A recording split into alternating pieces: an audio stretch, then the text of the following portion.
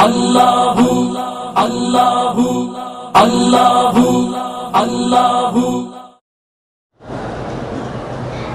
اللہ نے حضرت سلیمان علیہ السلام کی ہوا تابع کر دی، آپ کے حکم سے ہوا تخت کو لے کے اڑتی تھی، یہ تو معجزہ تھا۔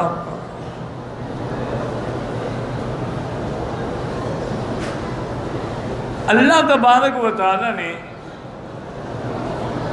اسی طرح کرامات اولیاء جو ہیں وہ بھی برحق ہے کہ جب بی بی مریم سیدنا زکریا علیہ السلام کی کفالت میں تھی،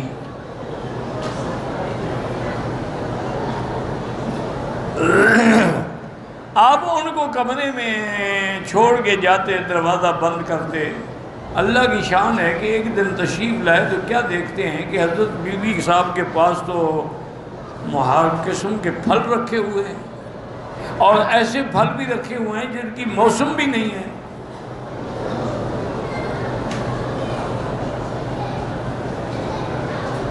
اب یہ بھی قرآن میں، حالانکہ اب دیکھیں بی بی مریم نبی تو نہیں ہے نا، ولیہ ہے، صدیقہ ہے، لیکن نبی تو نہیں۔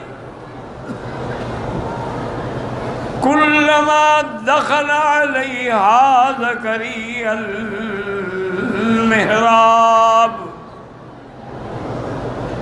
وجد عندہا رزقا، جب بھی داخل ہوئے دیکھا کہ وہاں تو ماشاءاللہ اللہ کے نعمتوں کے انواع و اقسام کے پھل رکھے ہوئے ہیں۔ حضرت حیران ہو گیا کہ دروازہ بند ہے، کھڑکی کوئی نہیں۔ اسی حیرانی میں آگے آپ نے پوچھا، قال یا مریم انا لک ھذا،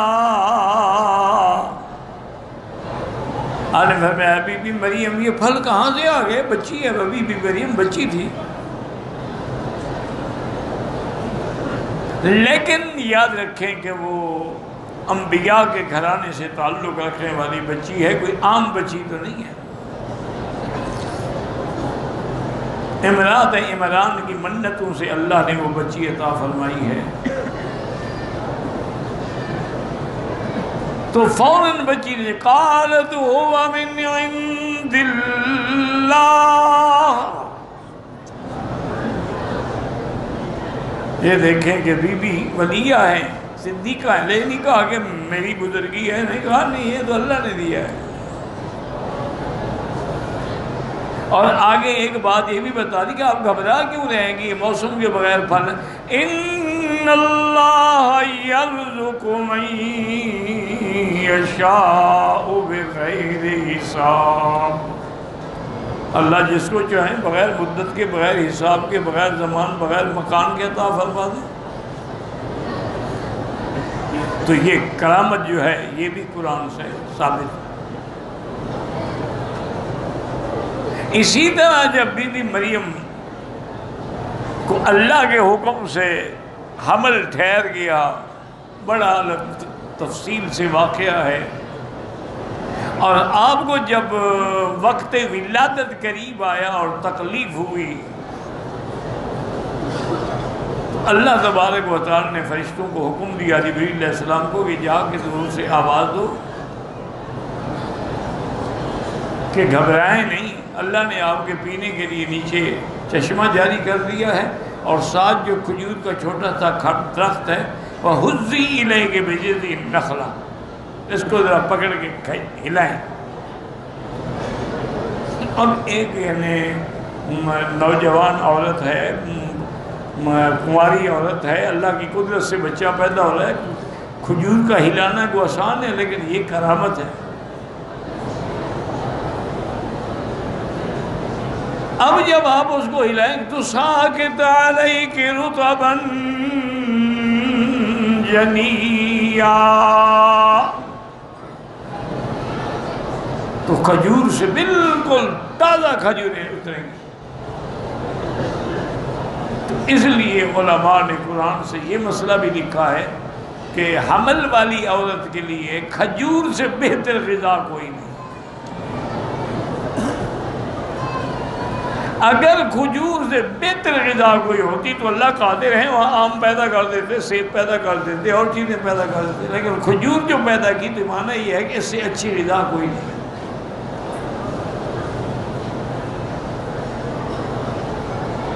اور پھر انعام دیکھیں، فرمایا فَكُلِي وَاشْرَبِي وَقَرِّي عَيْنًا،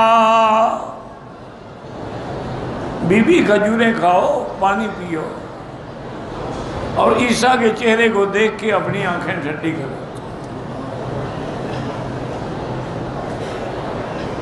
اسی لیے مفسر نے ابن جریر نے لکھا ہے اس آیت پر، کیا اس حکم کا معنی یہ تھا کہ وَاشْرَبِي مِنَ الْمَاءِ النَّقِيِّ وَكُلِي مِنْ رَطَبٍ جَنِيٍّ وَقَرِّي عَيْنِكِ بِوَلَدِكَ النَّبِيِّ، اس پانی کو پئیں اور کھجور کھائیں اور اپنے نبی بیٹے کے چہرے کو دیکھ کے اپنی آنکھیں ٹھنڈی کریں۔ تو یہ بھی کرامت تھی جو قرآن سے ثابت ہے۔ اسی طرح قرآن پاک میں موجود ہے کہ حضرت سلیمان علیہ السلام نے جب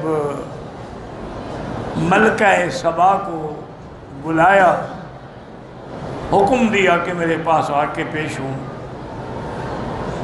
اس کا ایک بہت بڑا تخت تھا، جیسے بادشاہوں کے ہوتے ہیں، ملکہ کا بھی بڑا تخت تھا، وَلَهَا عَرْشٌ عَظِيمٌ۔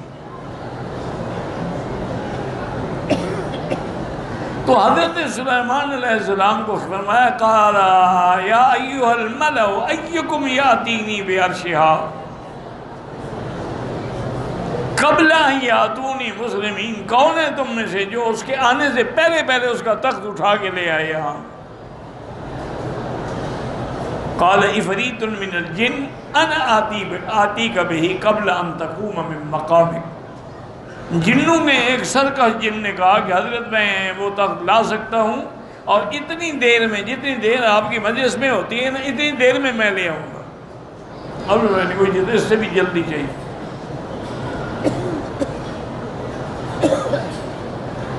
تو اللہ کے قرآن قال الذی عنده علم من الکتاب، جس کو اللہ نے کتاب کا علم عطا فرمایا تھا، بعد میں لکھا یعنی اس میں اعظم عطا فرمایا تھا، الذی اذا دعی بہ اجاب، جس کو مانگا جائے تو بات پوری ہو جائے۔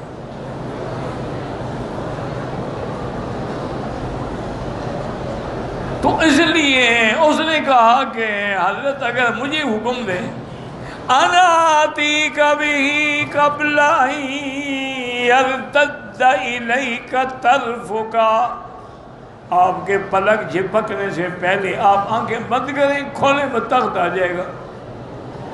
آپ نے جب دیکھا تخت آ گیا، تو یہ بھی اس کی کرامت تھی۔ اس کا نام تھا آصف برخیہ، آصف بن برخیہ۔ اب دیکھیں پیغمبر کی شان ہے، یہ نہیں کہا کہ میرے دوستوں کی کرامت ہے، فرمانی ھذا من فضل ربی، اللہ کا کرم، وہ میرا امتحان لینا چاہتے ہیں کہ میں شکر کرتا ہوں کہ نہیں کرتا۔ تو یہ بھی کرامت ہے اور قرآن سے ثابت ہے۔ اس لیے مسئلہ کیا نکلا کہ کرامات الاولیاء حق، کے اللہ کے اولیاء کی کرامت حق ہے، اور اس کا منکر جو ہے وہ کافر ہے۔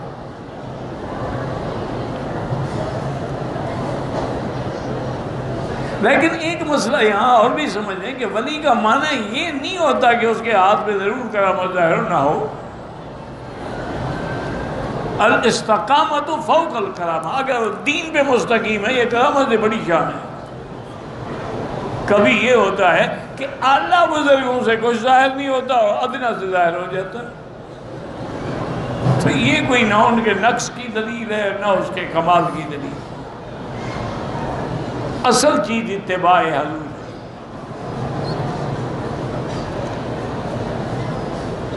اگر کوئی آدمی سنت کا مخالف ہے، دین کا مخالف ہے، لیکن اس کے ہاتھ پہ خوارق کے عادات ظاہر ہوتے ہیں تو یہ استدراج شیطانی ہے، جیسے شیطان کے ہاتھ پر بھی ظاہر ہوتے ہیں، جہاں چاہتا ہے پہنچ جاتا ہے، جس کو چاہتا ہے گمراہ کر دیتا ہے، وساوس ڈال دیتا ہے، تو استدراج ہوتا ہے۔ ولی میں اور شیطان میں فرق یہ ہے کہ ولی متبع سنت محمد مصطفیٰ ہو، اور جو لوگ شیطان کے چیلے ہیں، مرتد ہیں، وہ بے دین ہوں گے، ان کے ہاں دین نہیں ہوگا، نہ نماز ہے، نہ روزہ ہے، شراب ہے، بھنگ ہے، نشہ ہے پیر صاحب، یہ پیر نہیں ہے، دجال ہیں، دجال من الدجاجلہ، جس چیز کو اللہ حرام قرار دے وہ پیتے رہیں اور کہ ہم پیر بھی ہیں، یہ اچھے پیر ہیں بھائی، نہ زنا سے ان کی پی لی جاتی ہے، نہ شراب پینے سے کوئی فرق پڑتا ہے، نہ حرام کھانے سے کوئی فرق پڑتا ہے، یہ شیاطین ہوتے ہیں۔ جیسے اولیاء اللہ بھی تو اللہ والوں کے بنائے ہوئے ہوتے ہیں، یہ شیطان کے بنائے ہوئے ہوتے ہیں۔ صحیح حدیث مبارک ہے، سیاہ ستہ کی حدیث ہے، بخاری و مسلم کی حدیث ہے، حضور نے فرمایا کہ 3 بچوں نے ابھی وہ پالنے میں تھے، جھولے میں تھے، انہوں نے بات کی۔ ایک تو آپ نے فرمایا کہ عیسیٰ ابن مریم کے حضرت عیسیٰ علیہ السلام ابھی جھولے میں تھے اور انہوں نے اس وقت بات کی اور کہا کہ انی عبداللہ آتانی الکتاب وجعلنی نبیہ، میں اللہ کا بندہ ہوں۔ اور دوسرا فرمایا کہ وہ بچہ جس نے جریج کے بارے میں بات کی،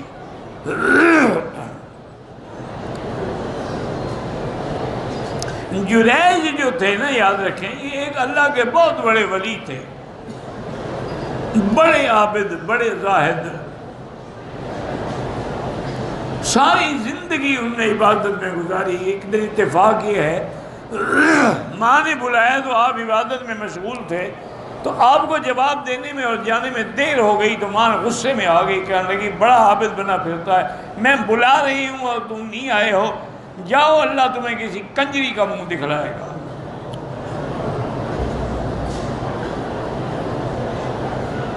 ماں کے منہ سے ایک بات نکل گئی۔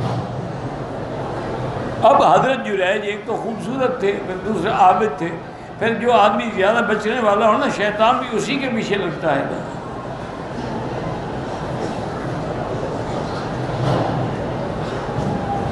تو ایک عورت کو تیار کیا ابلیس نے، جو اس علاقے کی سب سے حسین و جمیل عورت تھی، کہ کسی طرح جریج کی فقیری جو ہے، پیری جو ہے، ولایت جو ہے ختم ہو جائے۔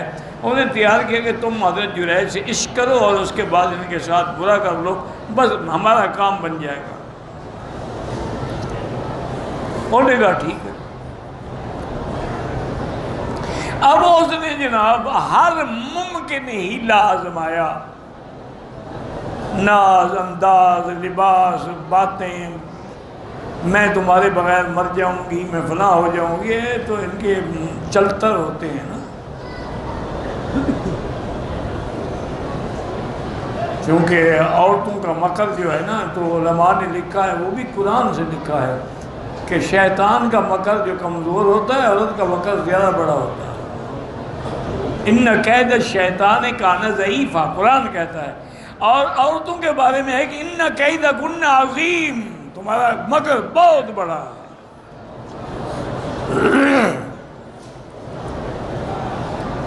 دنیا میں 2 فتنے ہیں، ایک دولت ہے، ایک عورت ہے۔ جہاں دولت ناکام ہو جائے وہاں عورت وہاں کامیاب ہو جائے۔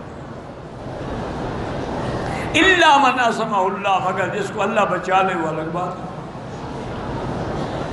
اب جب اس نے جریج پہ ہر حربہ استعمال کر لیا اور جریج نے دیکھا ہی نہیں، وہ اللہ کے ولی کرے گا، جاؤ بی بی اپنا کام کرو۔ اس کو بھی غصہ آ گیا، اس نے جا کر ایک چرواہے سے جنگل میں زنا کرایا، اس سے حاملہ ہو گئی، اور جب بچہ پیدا ہو گیا تو بچہ لے کے آ گئی اور جریج کے اس جو عبادت خانہ تھا اس کے باہر کھڑی ہو گئی کہ یہ دیکھو جس کو تم نے ولی بنایا ہوا ہے نا، اس نے میرے ساتھ زنا کیا، یہ بچہ اس کا ہے۔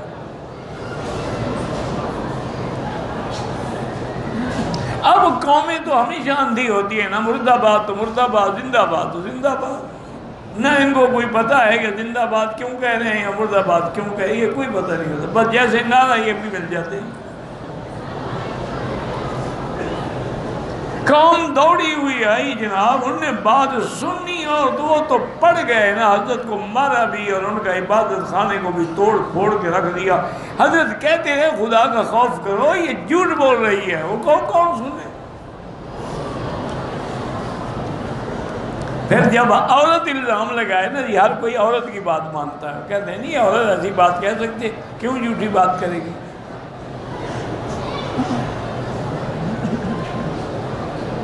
دیکھو بچہ سامنے اٹھا کے کھڑی ہے، وہ کہتی ہے آپ کا بچہ ہے۔ حضرت جریج بھی اٹھے اور غصے میں آ کے بچے کی طرف اشارہ کیا اور فرمایا کلم یا غلام، اے لڑکے بتلاؤ تمہارا باپ کون ہے۔ اس نے کہا میرا باپ فلاں چرواہا ہے۔ اب جناب قوم پھر وہ زندہ باد، جی معاف کر دے غلطی ہو گئی۔ انہوں نے کہا تمہاری غلطی نہیں، مجھے ماں کی بد دعا لگ گئی۔ تو اس بچے نے بھی بات کی، تو یہ بھی کرامت ہے۔ اور اسی طرح آپ نے فرمایا کہ ایک عورت کو چھوٹے بچے کو، اپنے دودھ پیتے بچے کو لے کے بیٹھی ہوئی تھی کہ ایک آدمی گزرا گھوڑے پہ سوار، بڑی آگے پیچھے غلام، نوکر، چاکر، حشم دشم، تو کہنے لگی اللہ میرے بیٹے کو بھی ایسا بنا۔ تو بیٹا بول پڑا، کہا نا اماں اللہ مجھے ایسا نہ بنائے۔ تھوڑی دیر گزری تو دیکھتے ہیں کہ ایک عورت کو لے کے جا رہے ہیں، اس کو مار رہے ہیں کہ تم نے زنا کیا، تم نے یہ کیا، تم نے وہ کیا۔ وہ رو رہی ہے بیچاری، اس کی کوئی سنتا ہی نہیں۔ تو ماں کہنے لگی یا اللہ میرے بیٹے کو ایسا نہ بنانا، بیچارے کو مجبور ہو جائے لوگ مارتے پھریں۔ اور نے کہا اللہ مجھے ایسا ہی بنانا۔ وہ چلے گئے۔ انہوں نے کہا وہ جو بڑا آدمی تھا جس کو دیکھ کے تم دعا مانگو تو بڑا ظالم و جابر تھا، تو مجھے ظالم جابر بنانا چاہتی تھی۔ اور وہ عورت بے گناہ تھی، وہ تو ولیہ تھی، وہ تو ناحق اس پہ ظلم ہو رہا تھا، وہ تو مظلومہ تھی۔ تو یہ بھی کرامت تھی۔ اب اسی طرح دیکھیں کہ اصحاب کہف کی کتنی کرامات ہیں، صرف ایک نہیں۔ ایک کرامت تو یہ ہے کہ 309 سال تک بغیر کھائے بغیر پیے سوتے رہے۔ دیکھو نا بھوکے آدمی کو تو نیند نہیں آتی نا، پیٹ بھرا ہو تو نیند آئے نا۔ نہ ان نے کھایا نہ پیا، اور مدت کتنی 309 سال۔ یہ بھی کرامت تھی۔ اور 309 سال میں اللہ نے ان کو یہ کرامت دی کہ نہ ان کا لباس میلا ہوا، نہ ناخن بڑھے، نہ بال بڑھے، ورنہ اگر ناخن بڑھتے بال بڑھتے تو شکل ہی بدل جاتی۔ 300 سال تک جو بال بڑھتے رہے، ناخن بڑھتے رہے، ہر چیز اپنی جگہ پہ رک گئی۔ یہ بھی ان کی کرامت تھی۔ اور یہ بھی ان کی کرامت تھی کہ پہاڑ کے غار کے درمیان میں ہے، انتظام اللہ نے ایسا کر دیا کہ سورج یا ادھر سے کنی کترا کے نکل جاتا ہے یا نیچے سے یوں نکل جاتا ہے، روشنی پہنچتی ہے، ہوا آتی ہے لیکن دھوپ نہیں لگتی۔ دھوپ لگے تو کیسے سو سکتے ہیں؟ اور پھر اتنی راحت پہنچی کہ جب بیدار ہوئے تو ایک دوسرے سے پوچھ رہے ہیں کہ بھائی کتنی مدت ہو گئی سوئے ہوئے؟ کسی نے کہا ایک دن ہو گیا، کسی نے کہا کہ نہیں یار ایک دن کہا ہے، جب غار میں داخل ہو رہے تھے سورج یہاں تھا، اب سورج جو ہے نیچے آ گیا ہے، آدھا دن گزرا ہے۔ انہوں نے کہا چھوڑو جھگڑا، اللہ اعلم بما لبثتم۔ تو اللہ جانتے ہیں کہ ہمیں کتنا مدت گزری ہے، یہ بھی کرامت تھی۔ تو اس لیے ہمیشہ یاد رکھیں کہ فقہا، مجتہدین، علماء، مفسرین، ان کا کام قرآن و حدیث سے موتی نکالنا ہوتا ہے، مسائل سمجھنے ہوتے ہیں، جو ہر کسی کا کام نہیں ہوتا ہے۔ وہ تو اصحاب کہف کا قصہ پڑھتا چلا جائے گا، پڑھتا رہے گا، یہ نہیں کہ اس میں کتنی کرامات ہیں۔